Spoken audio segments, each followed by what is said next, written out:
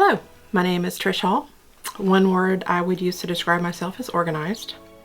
I am married with 5 grown boys. Yes, boys. And we are raising 2 of our grandchildren, a boy that's 14 and a granddaughter that is 5. And so that's been fun. I would say it's important for me for people to know that for me, my work has integrity and purpose. Hi, my name is Theresa Whitaker, and I would describe myself in one word, being determined. My name is Robin Rennick, and one word that describes me is definitely passionate. I'm a mom, I'm a teacher, I'm a soccer mom, I'm a dog mom, I'm a friend, I'm a daughter, I'm a great neighbor. I'm all these different things and wear so many different hats. Hi, I'm Linda Godwin. One word that describes me is purposeful.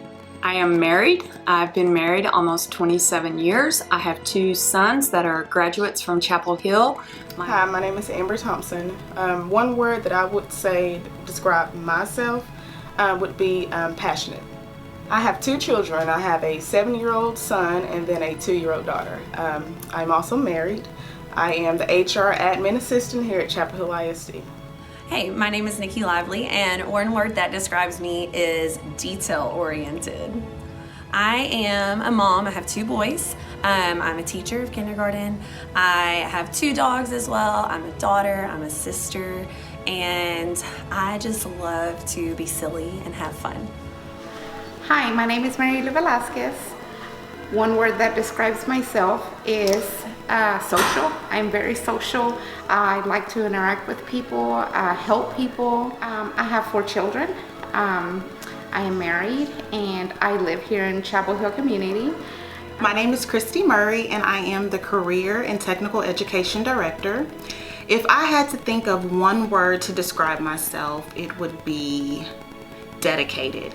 I have 4 wonderful children. I have 3 boys and a baby girl, and I have been married for 13 years. My biggest struggle with work and kids, just trying to juggle it all, trying to be the best mom I can be, trying to be the best wife I can be, trying to be the best employee I can be. So sometimes I have to give up time with my kids in order to work and perform at a high level. But I think if I had to give any advice to any working mom is to take time for yourself, take time for your family. Don't be afraid to take those 1 or 2 days off during the year because you do have to have that time to rest and regroup. I know lots of people suffer with that mom guilt, but just know that you are doing the best that you can do and that you have to work in order to provide for your family. The advice I would have for the working woman is, which I'm sure others have said, you really do have to take time for yourself, take care of yourself. As moms, as teachers, we're always used to putting others before us, but it really is important to remember that you can't pour from an empty cup. And so I think that that's something really important, and also just to enjoy life. Sometimes we lose sight of the things that are happening around us.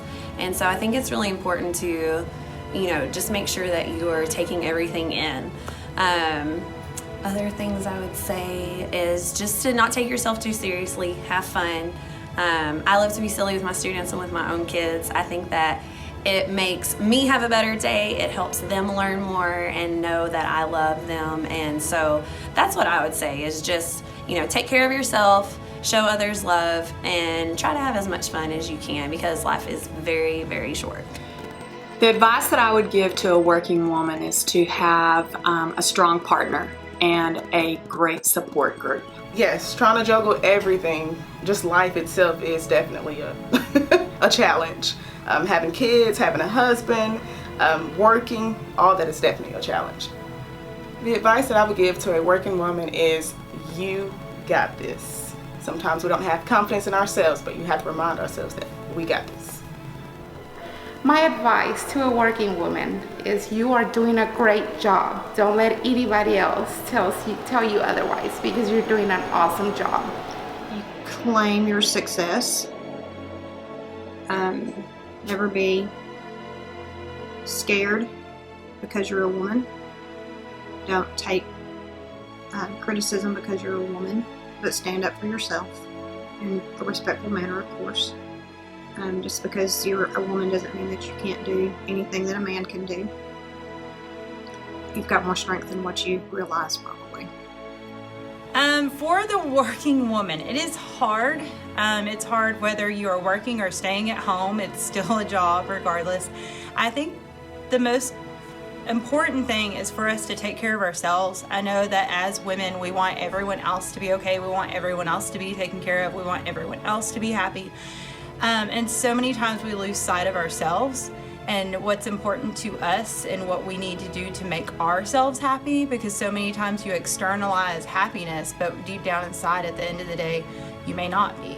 And so really being able to keep yourself in tune with you and your feelings and what you need for yourself to be happy. If that is simply going and not being with your family and being left alone, that's okay. Don't feel guilty. Don't have self-guilt. Don't have just don't be hard on yourself. Don't blame yourself for everything. Just be there, be present, be you. I would say never give up. You never know. If I had to think about the most influential woman, someone who inspires me, someone who I would look up to, it would have to be Michelle Obama. Just watching her over the years in her position, she's just so inspiring, so loyal, handled herself with grace. I really think that she's someone that all women, all young girls of any race can look up to. I would say Michelle Obama. I would say Michelle Obama. She's very classy. Very classy. I would say Michelle Obama. She's educated too. A woman that influences, I would say, would be Michelle Obama. She is very attractive, fancy. She just is the perfect woman in my eyes. Someone that I admire was Mia Hamm. Back in the late 1990s, 1999, she was a young athlete. Women's soccer was never really a popular sport. You heard a lot about men's soccer, but never the U.S. women. And she was very young, and with her passion for the sport, her femininity, as well as her athleticism, her love and desire for competition.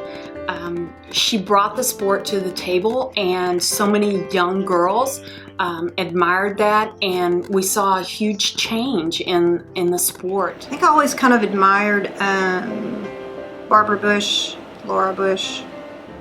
They seem to resonate the perfect public figure of a woman. Like, they were not overly flamboyant. They were modest. They were always kind and supportive of their spouse and their families.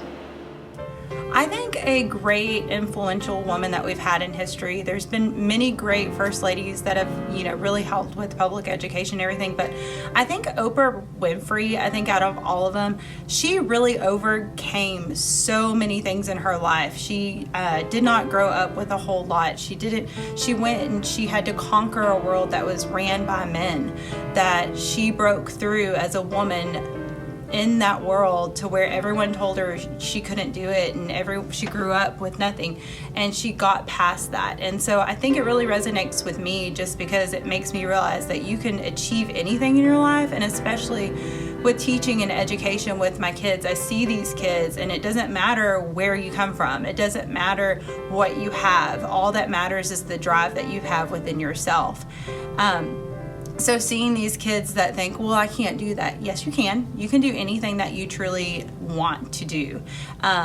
You need to be your biggest cheerleader. You need to be your biggest inspiration within your life. And so I just think she's a great role model for everyone and for all women to go out there and achieve what they think is possible. A woman in history that's been influential, that resonates with me, is Lucille Ball. I used to be obsessed with I Love Lucy growing up, had the Barbie dolls and everything.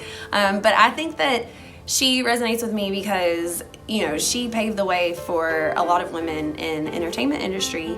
And really, as a teacher, you're kind of an entertainer. You know, your job is to engage your students and help them foster a love of learning and have fun. And in my classroom, you know, I like to have fun. I like to be silly and just be myself. And I think that, you know, Lucy was definitely one of those kind of women that she wasn't afraid to be herself, and she wasn't afraid to stand up for herself and fight for what she believed in and what she wanted. So she's one that I really admire. I would say Eleanor Roosevelt. She was the first one that came to mind because she took a leadership role in the White House in a time where women were not in leadership roles very much. And so it always stood out to me that she was such a woman of character and purpose.